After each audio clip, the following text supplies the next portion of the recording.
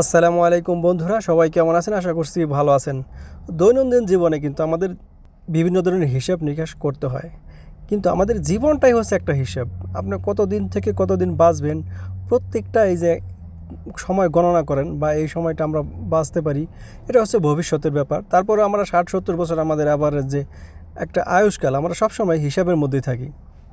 তো আমরা জীবনে, বাস্তবিক জীবনে হিসাব করতে গিয়ে অনেক সময় হিসাবের একক আমাদের মনে থাকে না। অর্থাৎ 1 মিটারে কত ইঞ্চি হয় বা কত ইঞ্চিতে 1 মিটার হয় বা 1 মাইলে কত মিটার হয়, এরকম আমাদের হিসাবগুলো কিন্তু মনে থাকে না। আমরা তখন কি করি?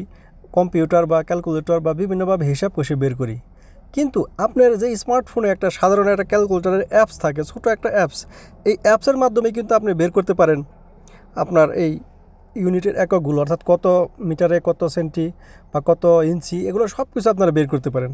আমি আপনাদের এই বিষয়টি দেখিয়ে দেবো। সাধারণ আপনাদের স্মার্টফোনে যে অ্যাপস থাকে ক্যালকুলেটরে, সেই অ্যাপসের মাধ্যমে কিভাবে বের করবেন। এই জন্য আপনাকে ক্যালকুলেটরে টাচ করতে হবে। ক্যালকুলেটরে টাচ করলে দেখেন সিম্পল একটা ক্যালকুলেটর এখন ওপেন হয়ে গেছে।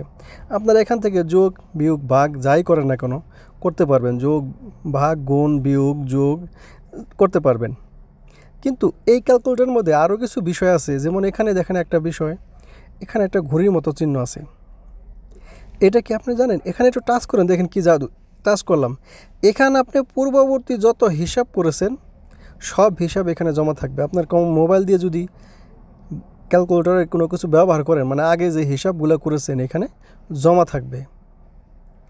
এখন এখান থেকে যদি আপনি একটা টাচ করেন, দেখেন ওইটা কিন্তু উপরে চলে আসছে। ওইটা আবার পুনরায় হিসাব করে দেখতে পারবেন।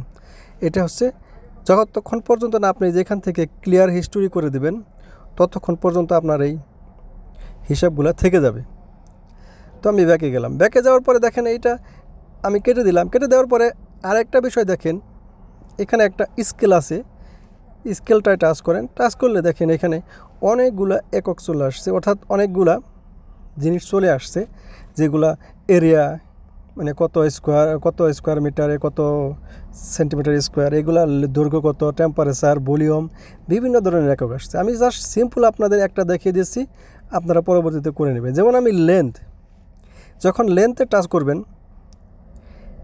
এই যে এই লেন্থে যখন টাচ করবেন, টাচ করার সাথে সাথে দেখেন উপরে এই যে 1 লেখা আছে।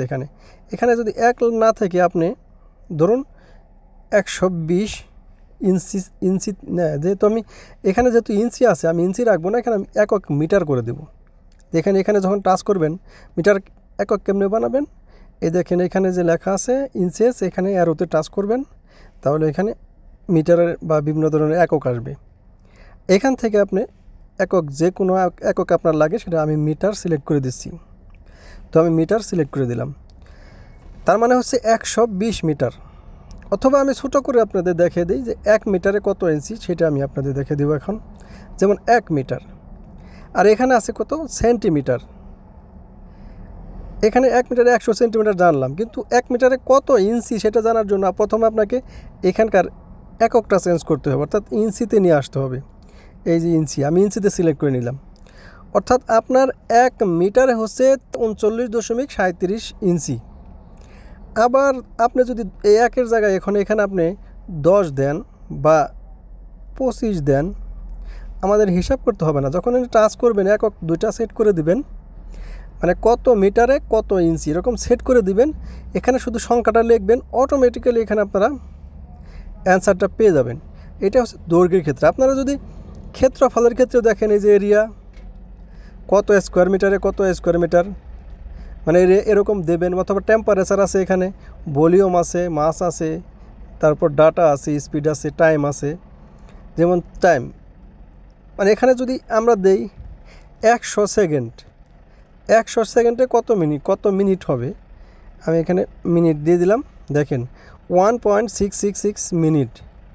তো বন্ধুরা, ক্যালকুলেটরের এই অসাধারণ ব্যবহার যারা প্রথম দেখলেন বা নতুন জানলেন, তারা সবাই এই ভিডিওটা লাইক, কমেন্ট এবং শেয়ার করবেন।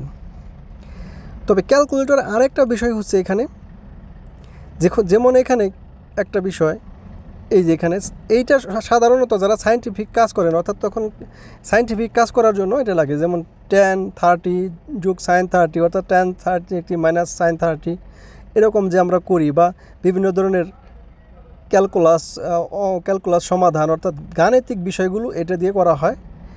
তো আপনারা সাধারণত এই ছোটো একটা ক্যালকুলেটরের মাধ্যমে কত সুন্দরভাবে কাজ করতে পারেন।